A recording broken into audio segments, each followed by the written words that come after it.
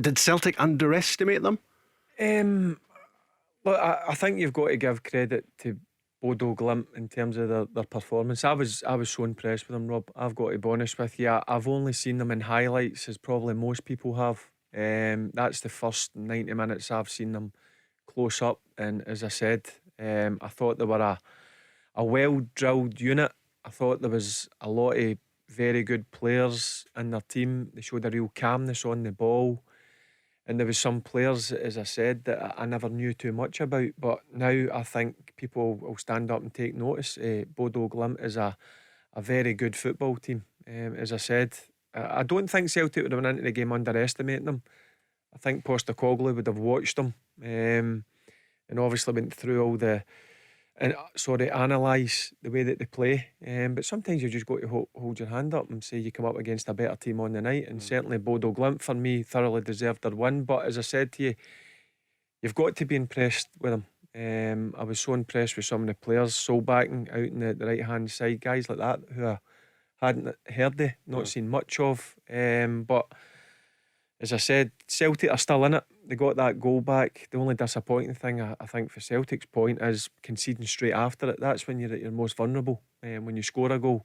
So that will be annoying Postecoglou. But for me, Celtic are still in the tie. Yeah.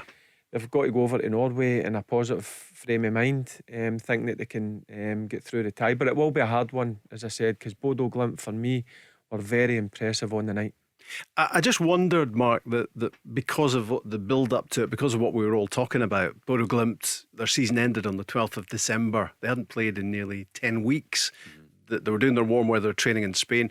Their league season doesn't resume till April. They've got a cup game in mid-March. So it's very much pre-season for them. They'd also lost 4 of their best players, sold during their winter break. And I just wondered whether, even subconsciously, some of the Celtic players went into it thinking, if we do what we're doing, and Celtic have been flying, of course, they would have steamrollered them last night. Yeah, I mean, I think on paper, if you look at before the game, I think most people would have expected Celtic to win, myself included.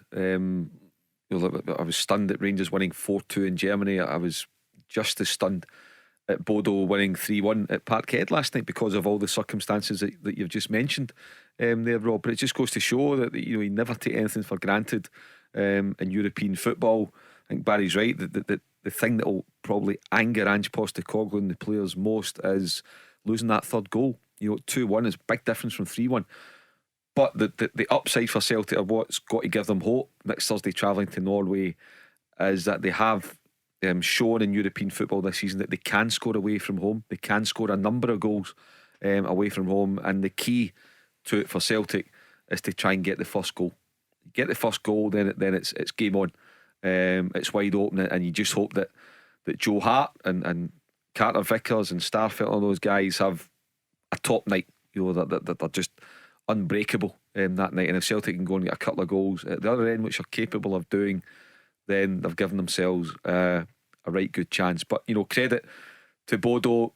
It just shows that the 6-1 win over Roma wasn't a flash in the pan. No. They were to be taken seriously despite losing all those players and despite basically being in the middle of their pre-season. So as you say, at some point you've actually got to say, as much as it's disappointing to see a Scottish team lose in Europe, you've got to give Bodo every plaudit that's going, because they got it absolutely spot on last. Tell Alexa to launch Go Radio or listen on the Go Radio app.